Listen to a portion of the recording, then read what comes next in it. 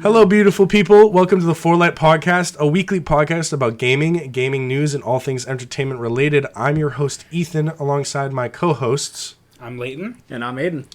So this is going to be a very interesting stream today. We are, again, for the second time, I think this has happened, we are out a co-host, or I guess a host. David is doing college things. This is kind of a basically hell week for all of us, and so David has been studying for the past week, actually studying straight for the week, because he's had 3 exams, I think, and he has his nursing practical tomorrow.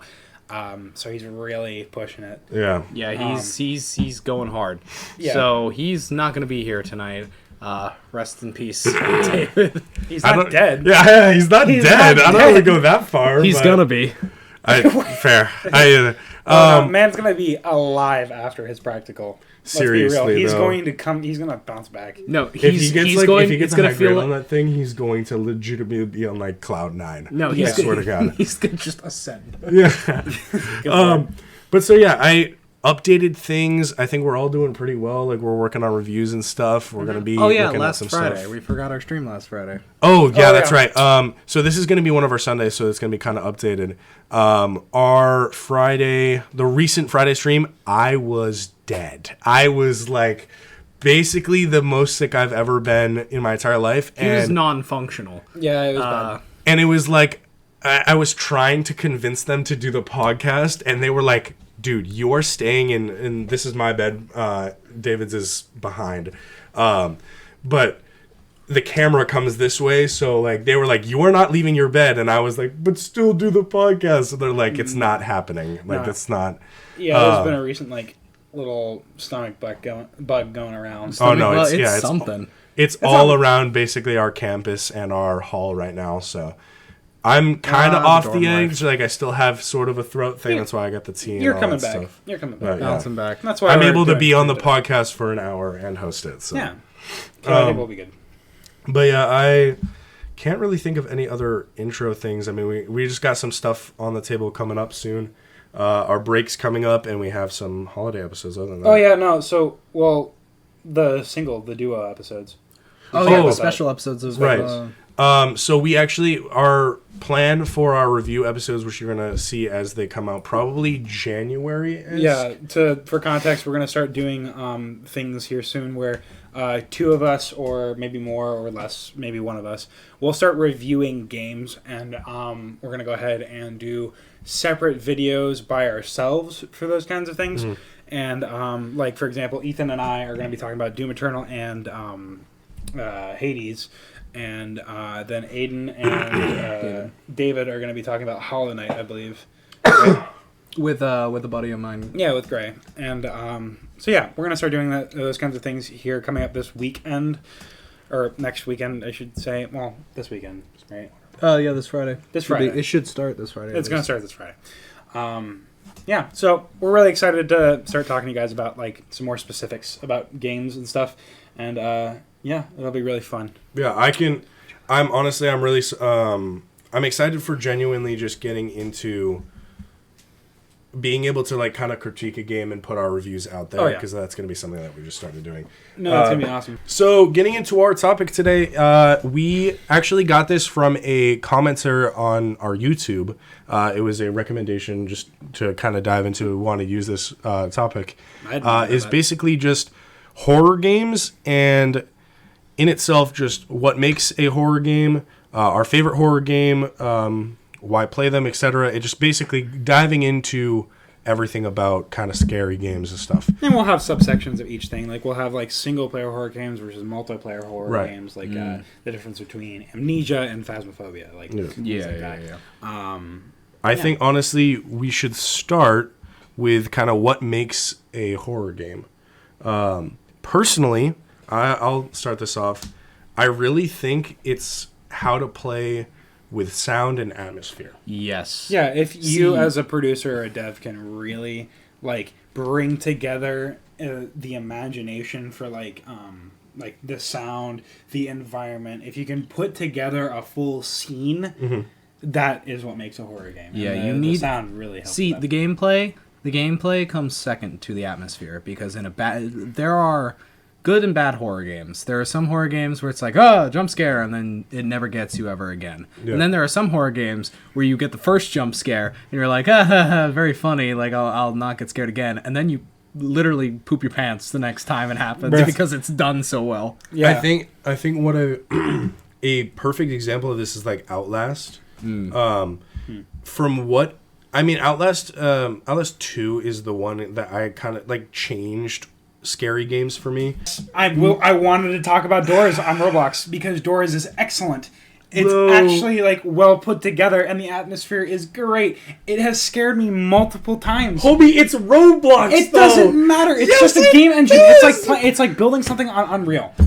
It's like building something on the Unreal Engine. It's just a game engine. That's all it is. Yes, it brings out shitty games like Adopt My a Little Child. Pony. Adopt the Playtime Child. is magical. Yeah, it brings out games like Child Labor Tycoon. But still, you can get games on Roblox that are good. It's They are just an engine. masterpieces. Masterpieces. Like Doors is an excellent game. The elevator music for it, like the elevator going down, I have it on my playlist. It is that good.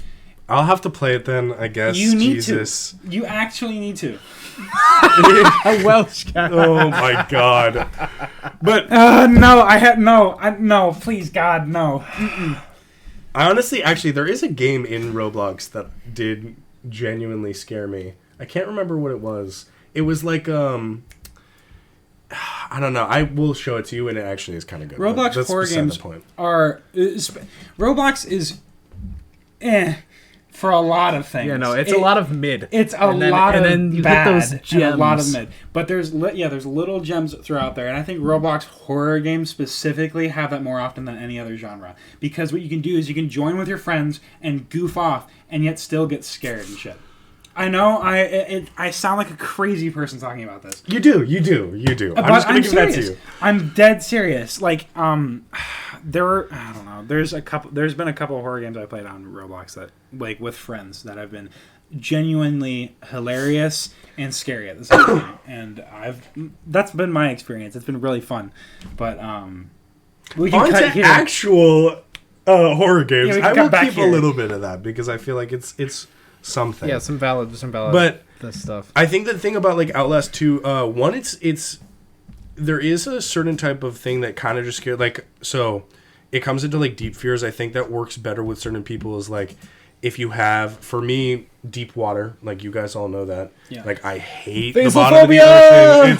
It kind of. Dude, did you see the new horror game? Ooh, we should talk about that. No, That's I You should play. It's called like Thasalophobia. There's a new game, but you should play You should play not Phasmophobia. You should play Soma. What is Soma? That's look. The quintessential underwater horror game. Yeah, exactly. I got stopped scared at watching it. Subnautica. Okay, I did too. I Okay. played through the entirety of Subnautica somehow, mostly because I cheated halfway through it because I didn't want to go back out. But Dude, you'll play Soma for like 10 minutes and you'll be like, I'm done. I'm never playing this game again. I'm not touching this. I want to play Soma. I gotta show you the clips of Thasalophobia. Hey, I have Soma on here. I can hook it up to the TV. Get him with to a play controller. Soma, please. I watched Markiplier play the entire playthrough of Soma. I was scared shitless the whole time watching somebody else play a game. Soma is a masterpiece of a game. Good lord. I think like I don't know. It's just like it's when you can build on fears like that. So like specifically like going back to Outlast. Outlast 2 is based on cults. Yeah. And like you as your character gets dropped down in the middle of this like out in Nowhereville place. I think it's like in Nevada or something like that. It's like definitely just not really Nevada, really it's in the rural woods. No, it's There's in trees canyon and stuff. It's canyon space. Really? Yeah. I swear to God, I I mean, remember. I played the Outlast 2 or entire game. I know. I swear to God, I Like, remember all the way through. woods and stuff. No, it's like look it up while we're talking. But it's like that actually kind of scares me because it's not that degree. Like there isn't a civilization out somewhere that's like taking in people and killing them and all that. Okay, that makes sense. But Northern Arizona. or Arizona. Okay.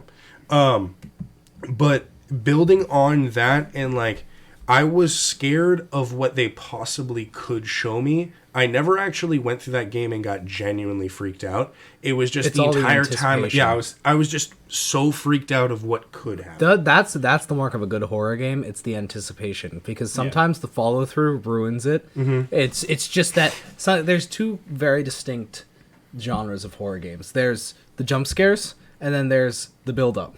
The atmosphere. Atmosphere is a better word for it. Well, you can have an atmosphere with some have a mixture of both, where it's like you got the good atmosphere and then that leads up to a jump scare, and sometimes those can be very, very effective. But a lot of the time with the jump scare genre, so you get jump scared once and that's it. Okay, I will say though, there is an entirely another subclass of horror games, which is psychological horror games. That's true. Which is all talking about the mind and talking about like somebody like going insane. Maybe like I don't know of any. It messes with your head. Yeah, it does. It messes with your head and it screws around with you, and you're like, what the hell is happening? Like that kind of stuff. But I think the mark. Or not the mark of a good horror game, but what really makes a horror game is how you build it. Like you were saying, gameplay comes second, which is really only true in horror games. Gameplay comes seriously, second. like I don't think I think of gameplay mechanics when I because like when you're playing like a first person shooter, you're playing like something like that. I'm thinking about like, okay, this feels nice and stuff like that. But like with a first-person shooter, it's like, the gunplay feels nice and everything's working, nothing's clunky. You seem to justify a lot in a horror game. But in a horror game, my greatest example of this, Faith. You ever played Faith or seen Faith? I don't think so. No. It is a newer horror game that is styled like an old NES game. Mm-hmm. So it's got the pixels, it's got the slow moving, it's got basically nothing in graphics. Still one of the most enjoyable and scary horror games I've seen. Yeah. Why though? It's just the way that they go about presenting the game. Like, sure, the graphics are lacking, but you're going through it and there's minimal sounds because it's emulating like that NES style. Oh, I think I have seen this game. Are you trying to look it up or no? I'm just looking at this kind of thing. It's emulating the NES style, so a lot of it has like minimal or like 8-bit sounding sound design, which goes really, really well with the minimal graphics. It uses like minimalism as a plus rather than a minus. I know. It makes your mind do things because, like, especially in other horror games, not just Faith, silence is very, very powerful. Because when silence happens, something's coming. Silence is powerful in any game genre, I would say. Like, if you can have a moment where there is any story game genre, I'm going to say, because multiplayer games don't really get silence, because you're going to play COD, you're going to play CSGO, you're not going to get Actually, silence in CSGO is terrifying. Yeah, I'll be honest. You get full silence in a shooter game, you know something's about to happen. Something's about to go down. So yeah, silence is prevalent through all genres, I would say, and but like through horror games especially, is that medium like utilized, and it needs to be because it's so powerful. Silence is very loud. When you can fill in the gaps of like, so like when you take a game and instead of like a game design, they show you the killer, they show you the big bad, they show you whatever you're doing, they hide it from you. That's a typical thing for just horror movies in general. Like, they hide the whole thing the entire time, so it's a big build up at the end. When you're in control, you have more say, but if they can take away things and let the player kind of fill in the gaps of all this stuff, it's more of like, I don't know how to describe it, it's kind of just like, it changes things completely. It changes how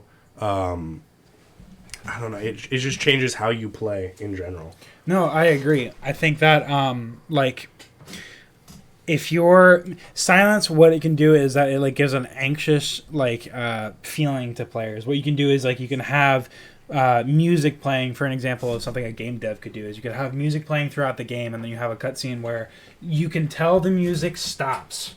Mm-hmm. You can tell every sound falls silent and there's no more, which is why I think horror games in the snow can capitalize it on a little bit better, just because like you can muffle sounds with snow, or you can muffle sounds with rain too, but like I don't know, it's the way you go about doing it. Right. Yeah.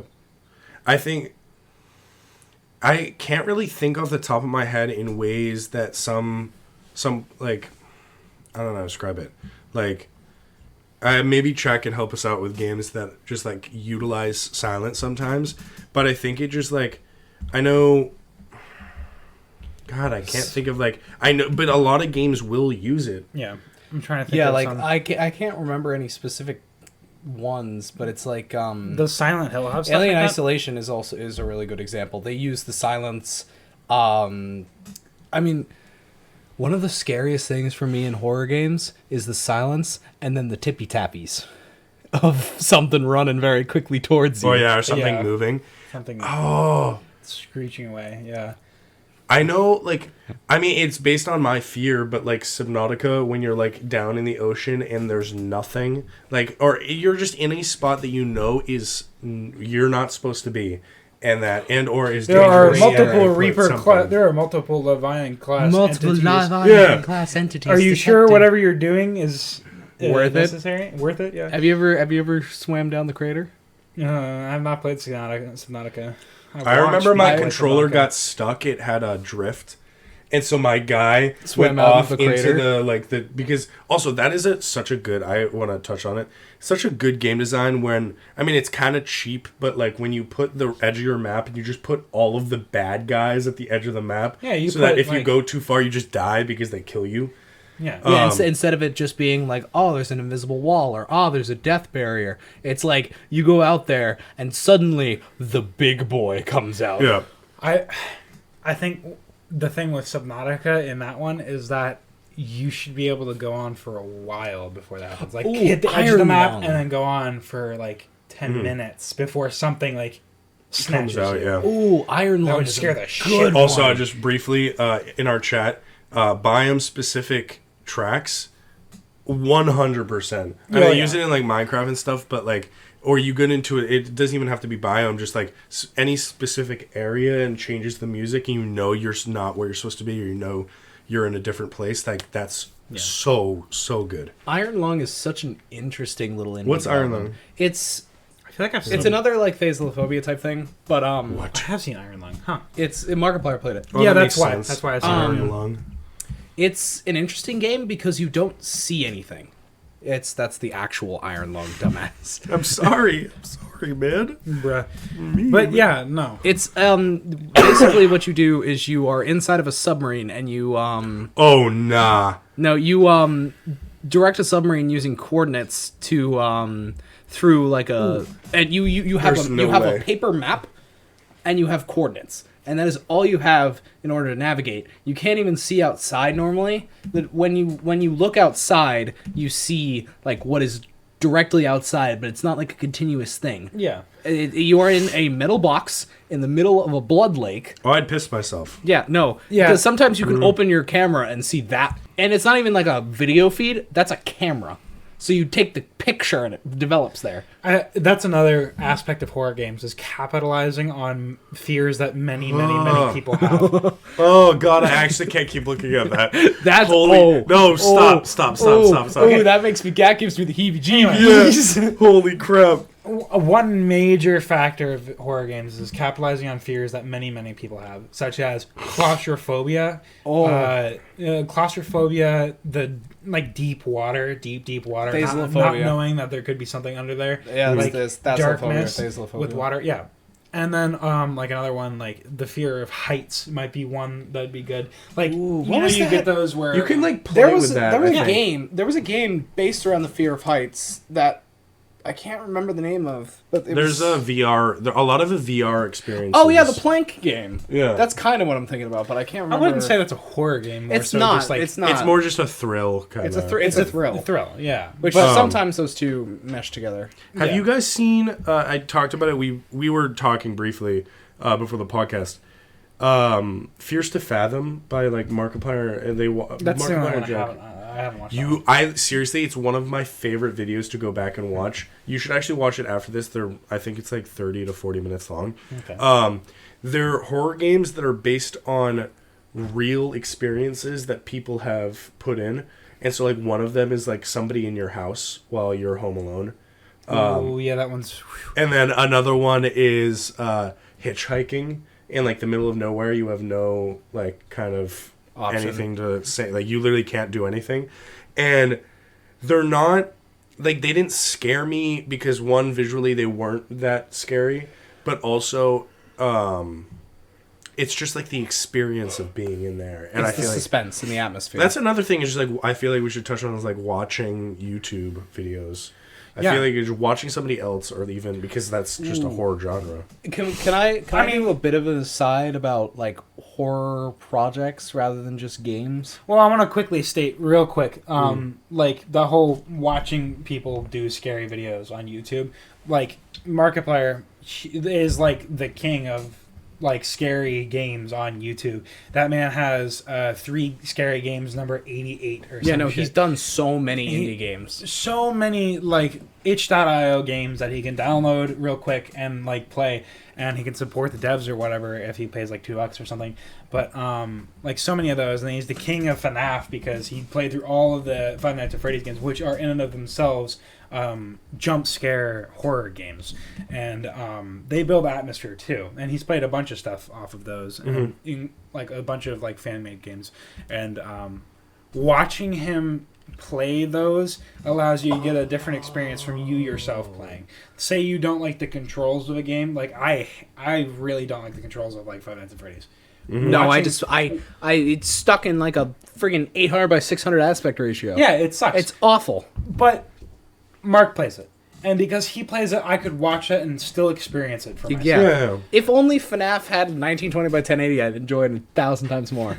Literally. But looking in the chat, someone mentioned Puppet Combo. I didn't know what that was. I looked that up, and I think I know what this is. I think Mark's played a few of these games.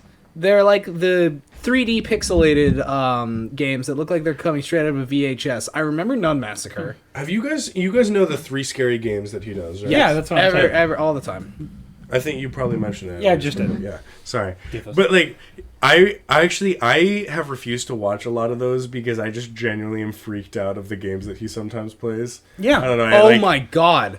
I think I remember this one. Night Watch. Night Yeah, Watch. I think I remember that one too. Oh, that's like well, there was like a goat one where you're up in a fire tower and there's like this like goat thing that's in the woods and it's trying to get you, and it's like I'll show you guys that. You'll probably this one recognize it I remember afterwards. because it was more of an atmospheric game. Like I can't remember any jump scares. I just remember you being in the tower and you not being able to leave the tower necessarily, and you just like you're calling on your radio like, hey, did you hear something in the woods? And like things are moving down below you. Yeah. It's like it's that sense of you're trapped up there. There's literally no way, but things are moving below you and you can't do That'd be anything so about terrifying. Oh my gosh. This one got me. If I'm remembering it correctly, and this is the one that I remember, that one was very, very scary. Yeah. I do want to touch on going back to like big AAA titles that are horror games. I want to talk about like Until Dawn for a little bit because Until Dawn's that a was very good one. that one really took the horror game like genre by storm. Oh yeah. It Because- was a very, very, very good game. Also, don't. Put It was your hot excellent. mouth on The that. story, It's not that hot. the story for Until Dawn was fantastic. The atmosphere for Until Dawn was fantastic. You didn't know when there was going to be a jump scare or something, and even when there was a jump scare, it wasn't necessarily like the big bad Wendigo, which it was at the end. It was revealed that was Also, the main Wendigos antagonist. are such a good like thing. I don't know how to describe, because like for some reason my brain just hasn't put past that they aren't real. Like I kind of Well, it's. I feel like horror games that capitalize upon those things. That's just like those myths and legends that are like they're out in the woods and there's a lot of friggin' woods around here. Yeah, like the what's Uncanny to Valley stuff. What's Yeah, to Uncanny Valley. disprove that they're not real? Like Yeah. there's nothing to prove necessarily that they are real, but what's to prove? But who's gonna go out in the woods in the middle of the night and be like, I'm not scared of you? No, but like that whole thing that. Oh yeah, we never aired the video of us going out in the middle of the woods in the middle of the night. Oh yeah, no, we didn't. Oh no, I didn't. I didn't edit. I still have to edit that. We have on a found footage. Found footage of we us. have a going Blair around. Witch Us in the Project. woods. We just like walked around and talked about games in the woods, and it was freaky as hell. Oh yeah, no, It was- 'cause there was we a had- couple points in that we got. There was a whole scared. thing afterwards where we were like having like weird experiences, like coming back. It was creepy as shit. No, that Well, it was fun.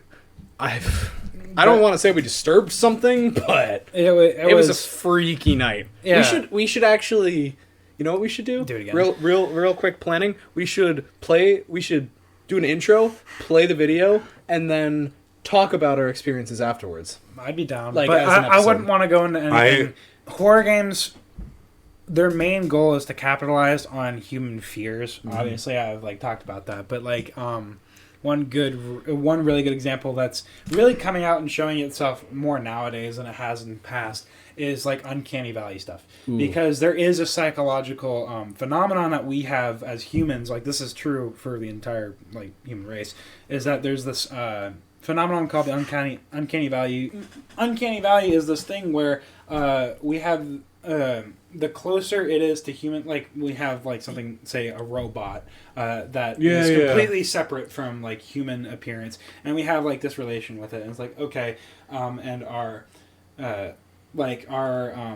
connection to something like that goes up as the human, the more humanness, the more human there's it becomes. there's a chart. And then there's a point where it becomes too human, and your feelings towards it go from really positive to really negative really quickly for And then no back to positive once it hits human. yeah, for no unexplained reason, like the whole like Momo stuff that hit the internet by storm, like the whole like talking robots that look very Like human, Sophia and stuff. like the singing robots. I think that I don't remember what they were called. Oh, you They guys were remember? You creepy as guys hell. know that video online of the singing robot that like sings backwards as the house slowly burns, and it's like there's some like weird art project no one really knows what it was about, but it was some random video that they uploaded online of like a robot with like it was a humanoid robot that looked very very similar to human, like mannequin-esque. Yeah. Like, you know, mannequin but realistic.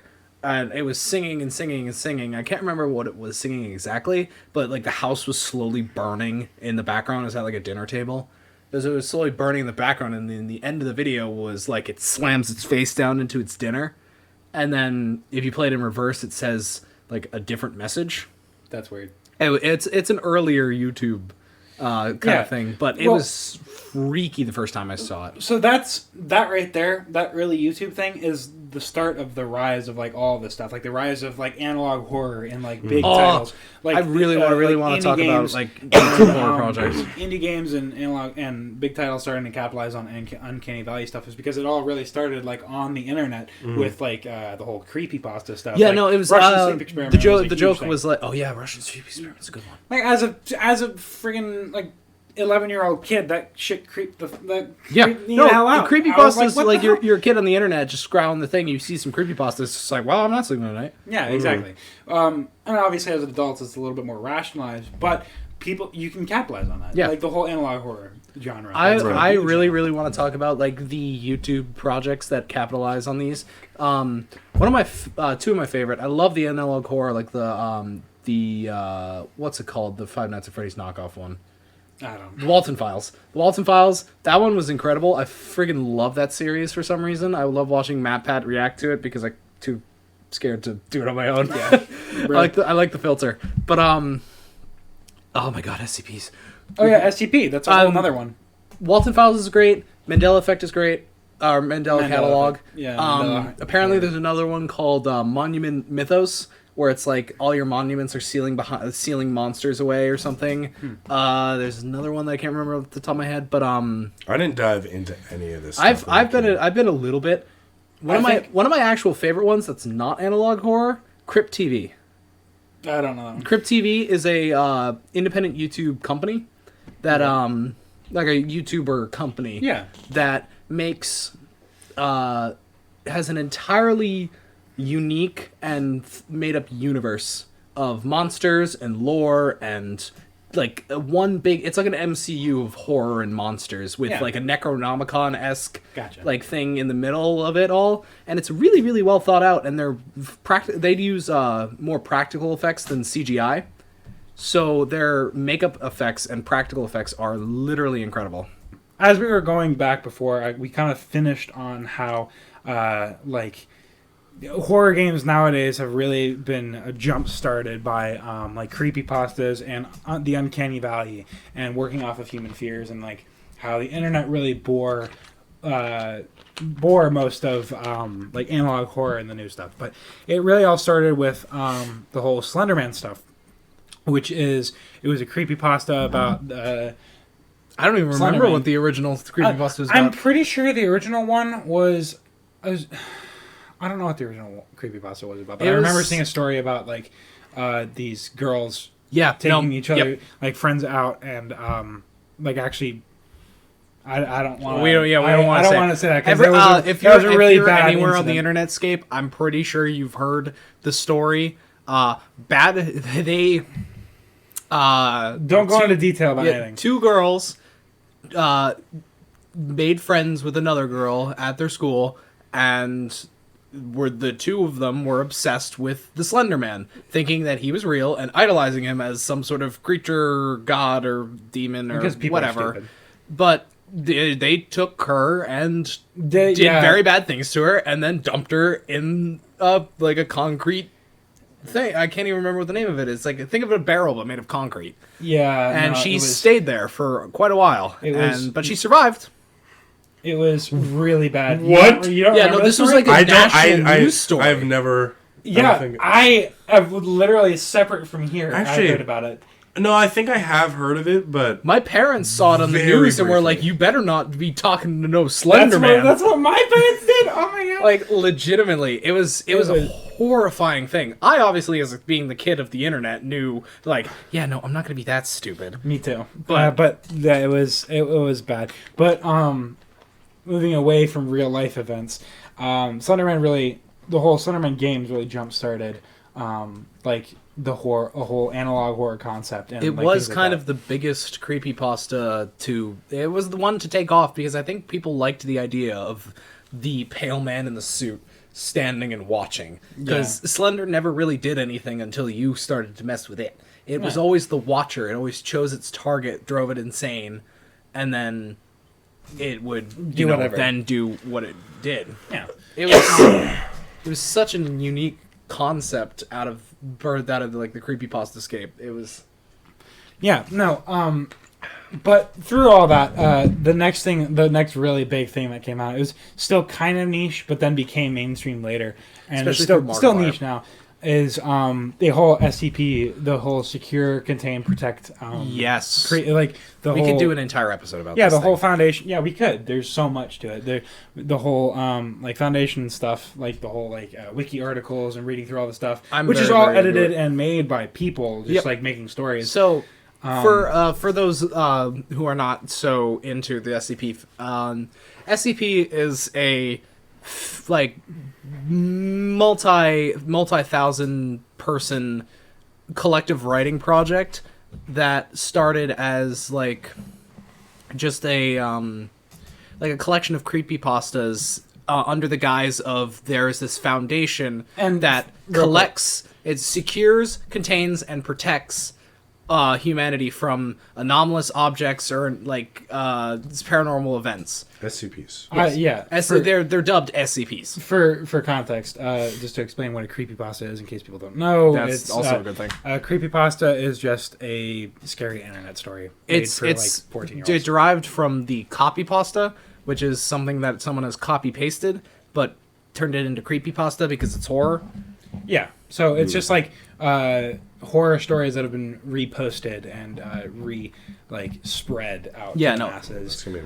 That is a good point. Welsh Cat Girl, yes, half the text is blacked out, but it's all for the imagination. Yeah, it's all for like to do. But there are how many? I'm gonna look up how many SCPs there are currently. There's quite a lot. Quite a few SCPs. There's obviously the main ones like 001, which has many renditions. 096, 173, 999, which is the speech copier. Yeah, basically SCPs are labeled, like all the stories for SCPs are labeled by number. So it's SCP-001, 002, 003, and they go up in ascending order. And I believe there's different stories for each one. oh Christ, there's a lot more. Yeah, there's a lot. It's constantly being added to It every is. day. You can. There are 8,000. Funny So YouTube video. currently there are 8,000 of these. Legitimate ones, not the fake ones. Like 33005. Shut up. There are 8,000 SCPs within the canonical SCP lore on the SCP Wiki that all have their own unique story in the greater collective. And they're all made by just people who submit their stories to the wiki. Yeah, you could, if you write a good story and you like put it into the SCP world well, you could be accepted for the next SCP. You just have to submit it. I think they have submission forums. Yeah, no. So it's like a worldwide community. It's a worldwide like collective writing project. Yeah, it's actually really interesting to see how it forms. I how have- it formed I have- and is still moving. I have read through a lot of them. A lot of them, there's a huge like overarching story of multiple SCPs like being connected to one another. Like there's a certain series called The Little Misters made by Dr. Wonder Fantastic or something. I don't know. It's all about these like people who got taken, experimented on by this weird interdimensional godlike entity, and then thrown back, like Mr. Fish, who's a man who now has a head of a fish.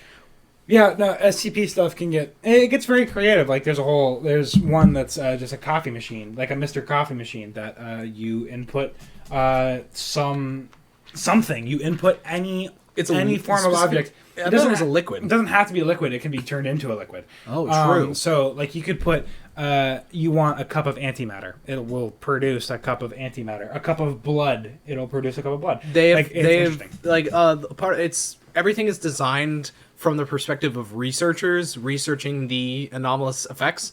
So it's all about like whatchamacallit was entered, like blood was entered or rocks were entered and out came magma. It's all told. All of SCP is told from the perspective of scientists doing experiments. And it's like lab containing. reports. It's all lab reports and all case files and stuff. Yeah. It's cool. Some of the notable ones, let's go back to the Thaselophobia one, SCP-3000. Ooh. I don't know. Anantasisha. It's a it's a lot of these also come from real world mythology. Like it's like they take mythology as their muse and twist it. Yeah. But so Anantasisha, that's what it was. Anantasisha is a Indian, I think Hindu legend about an eel that lives within the Indian Ocean, or like the oceans around there, that is, I forget the exact one, but it's like a very important, almost godlike eel that lives, and that's SCP-3000 is a eel that feeds on people that the researchers feed it to then I've seen the one. I know what you're talking about. They feed it people to collect the mucus and goo that comes off of it when it eats. And it has amnestic properties where it can erase memories. So they are in a symbiotic relationship with a godlike entity in order to like better contain things by erasing memories. Yeah. But I think it's also important to note that most, if not all, I don't know if it's all of them, but most of the video games created off of SCP are told from the story of the D-class personnel, as it's told. The people who would be fed to the godlike D-class entity. personnel Not are like the lab lowest of society, like death row inmates and all Yeah. of that. Like people who are basically at the end of their life and are given the chance to basically be pit up against monsters for research purposes. Yeah. And so they're the ones who are thrown into the fray. And basically. that's what the games are told from the perspective Yes, of. they're all told the from all the text is told from the perspective of lab reports and researchers. All the games are the D-class personnel who are living all of it. But I think we should move on. Yeah, Some other stuff. I think honestly, SCPs they're such an interesting.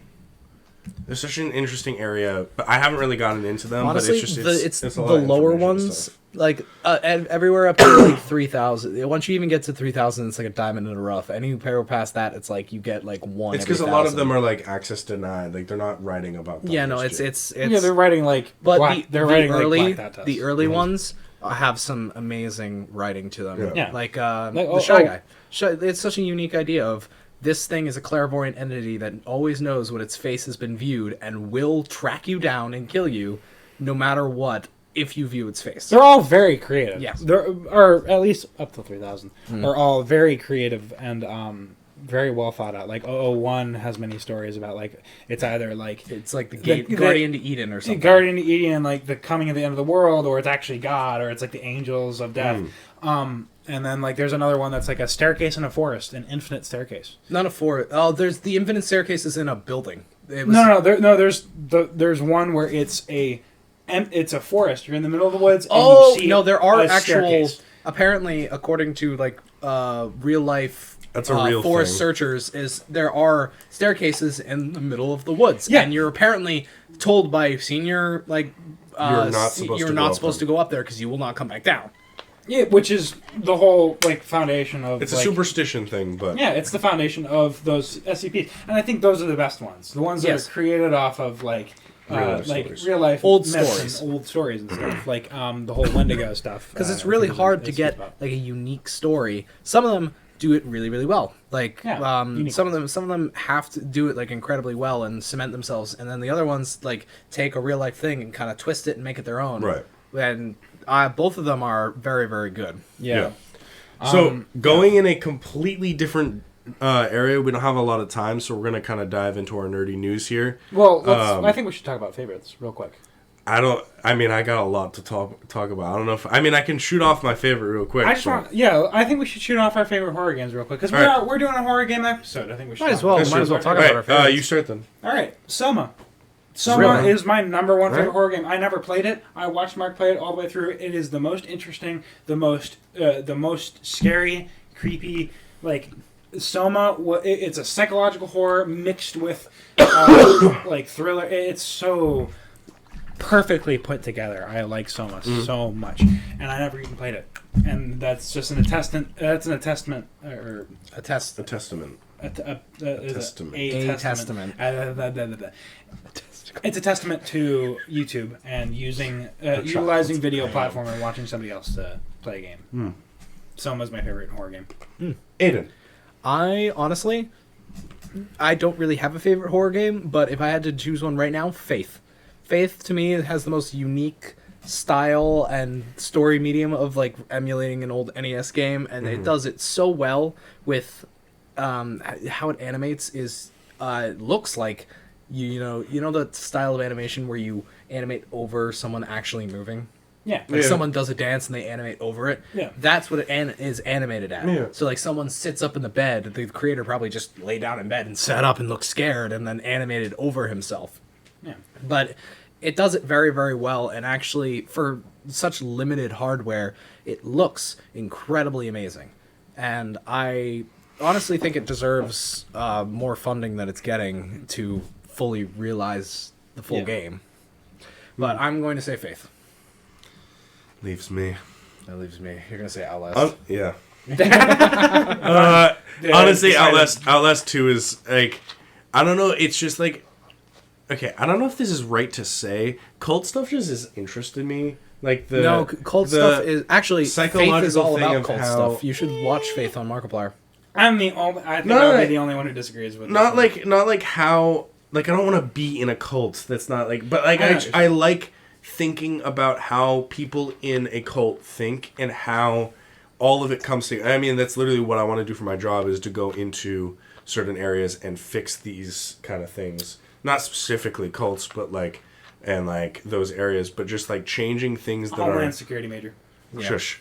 Engineering Changing major. things with like CS just that major. kind of CS aspect, and I don't know. Like there's a lot of things that went out in the news about Outlast 2 with how they did certain things. There's a lot of stuff that's like a little too far. It's like, I mean, it is Outlast though, and it makes you kind of like shrivel and stuff, and that's the point. But also like, it's telling a story what is happening behind the scenes of this game and like the lore of it blew my mind when I finally figured out what was going on. Like it legitimately, like me, my friend Nick, David, and another friend sat down and played it on a couch at like 10 o'clock and then played until like 3. Where was and, this? At Nick's? It was at Nick's. It was David's like at Nick's? Yeah.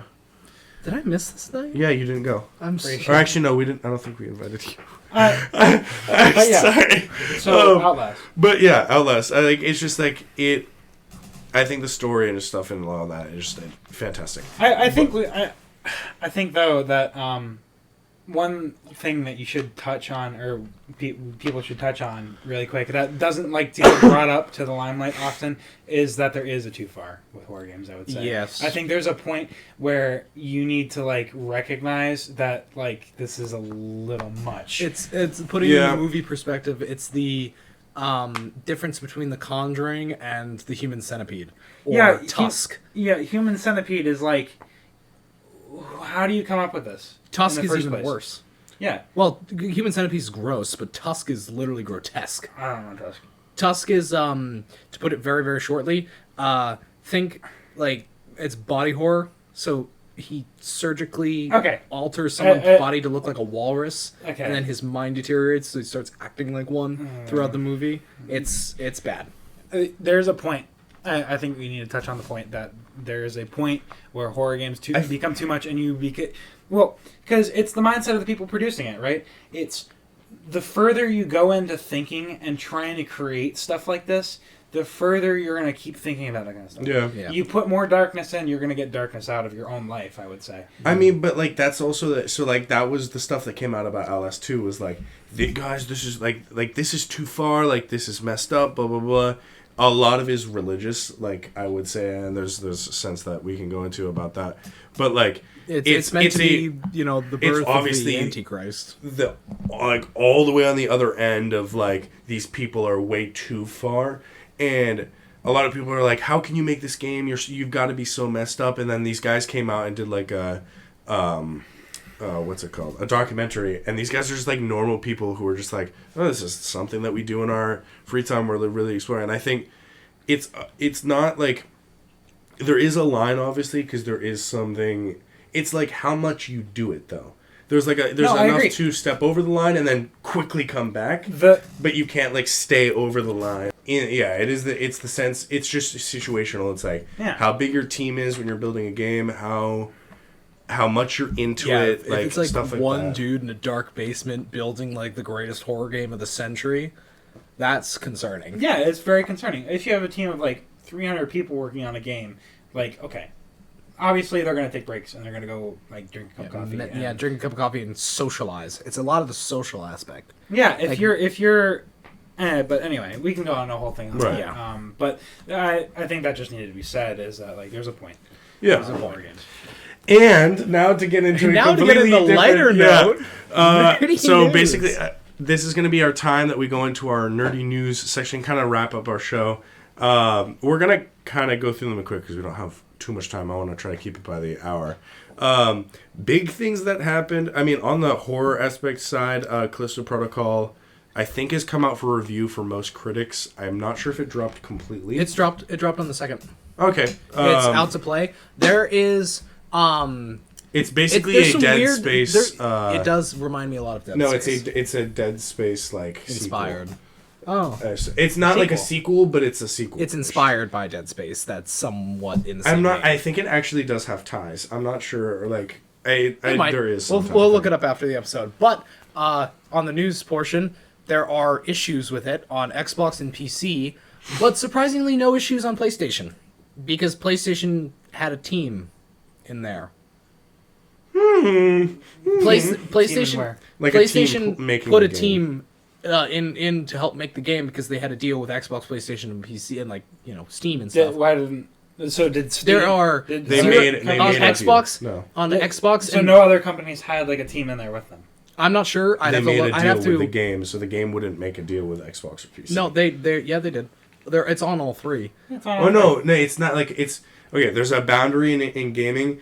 You can have like a team go in and work on the game, and that will deter both like other companies from working on it, but you can't necessarily, if the company that's working with PlayStation is like, hey, we don't want to be exclusive, and PlayStation's like, okay, but we still want to work on your game, and then suddenly PlayStation's working better than every other the PS5 thing. version. Like, that's weird. So their players have been experiencing stutters, and basically the joke is like, damn, this game would be amazing if I didn't. The scariest part about this game is my frames dropping from 40 to 20 as soon as I see the enemy. So there's a lot of frame stutter.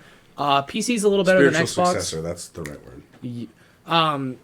PC's a little better than Xbox because, better specs and whatnot, but they're generally on the higher end. But there's a lot of stuttering, a lot of lagginess. It's not running so well. It's not well optimized. And then there's PlayStation where it's like Clean. perfect launch, clean, like it's amazing. That's And PlayStation, and it came out. PlayStation did have like a team in there. Moving on. No, I'm not saying sabotage, but some people are saying sabotage. I don't think it's sabotage. I think it's just like differing systems. It's just the PS5 just happened to be the one that went like, oh, there's less bugs and less stutter. But yeah, I think it's I'm just not a game probably developer. a different performance thing. Other news, we'll talk about the last one like right before we leave. Fortnite dropped a new chapter, Yes, we've been playing it and out I'm not even after. joking. Like, it's a kind of a joke, but holy cow, it looks. I mean, mind you, I'm playing on an Xbox Series X, which is like one of the new gen consoles. It is one of the new gen consoles, period. True, but it's like, and it's designed for that console. It's running on. I don't know if it's running on Unreal 5. Is it? no, not yet. We don't have a game in Unreal 5. just We're yet. getting It's to a slowly point. trickling in. It looks like unreal. Like, it looks incredible. I'm online. gonna look that up. Actually, has Fortnite transition? But yeah, it's incredible. Gameplay is still gameplay. It's still Fortnite, but like, oh my god, But seriously though, like, it was fun. We were today. There's a new item. There's a hammer. Oh no, it is on Unreal 5. It is. Actually, it came out. It transitioned this season. Holy cow! You were right. Let's go. So yeah, it is. Fortnite on Unreal 5 now. They transitioned for this season. It looks incredible. And The hammer thing is funny though. I have to tell the hammer story. tell it. We have like there's a new hammer hammer. Yes, sorry. Brain just broke there. There's a hammer like weapon where you bounce and then you can slam and like keep bouncing and blah blah blah.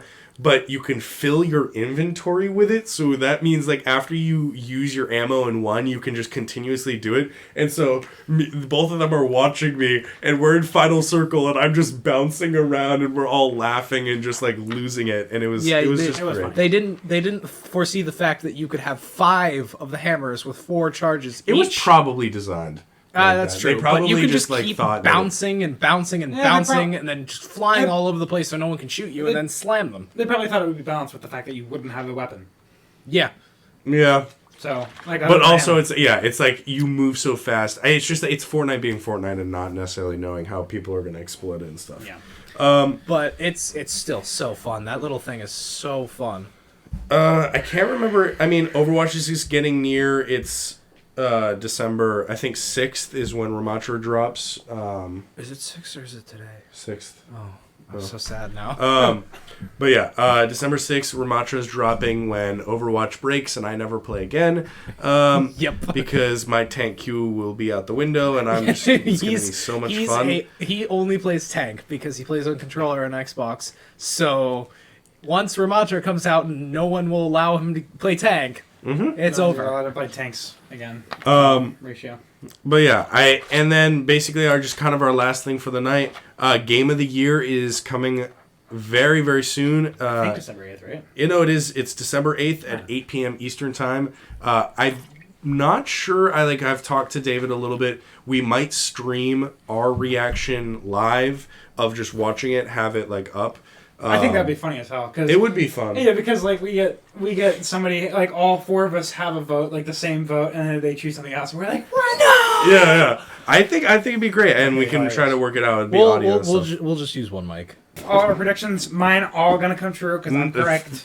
Like Simple as- unfactual. Unfactual. I am objective. Genshin Impact nearly won the People's Choice. Anything could happen. Sonic Frontiers won it, homie. Okay, that's just like a new low. Elden Ring was on that list. Okay. Elden Ring and God of War got beaten out by Genshin Impact and Sonic That Frontiers. doesn't make any sense. I know. That doesn't make any sense. Oh God, Genshin Impact. Anyway. All right. But yeah, I think that's it for our show tonight. Thank you guys so much for joining tonight. Everybody in the chat, we're so thankful that you guys join every single night. But yeah, I think that's pretty much it. Yeah, we wanna thank new everybody puzzle. New puzzle. Yes. Look Thank at this. David for that one. I did all of it. It's pretty cool. Ethan No made one the got it for Mandalorian. me. I have no idea. I mean, nobody's in the room to defend himself for not giving it to me. But you know, but yeah, and also David got it. David got him the puzzle. Yeah, for also Christmas. minor news, I beat Hades faster than either of you, David, or you. Oh He's no! coming! Oh no! God, You unlocked weren't the you door a mile so away? fast. But yeah, I think that's basically it. You want to actually hit Yeah, the? you want You to want to do that contribution? Hi everyone. Cameo. We're also ending for the night. I Yeah, think. so bye guys. Bye. Thank you. Bye.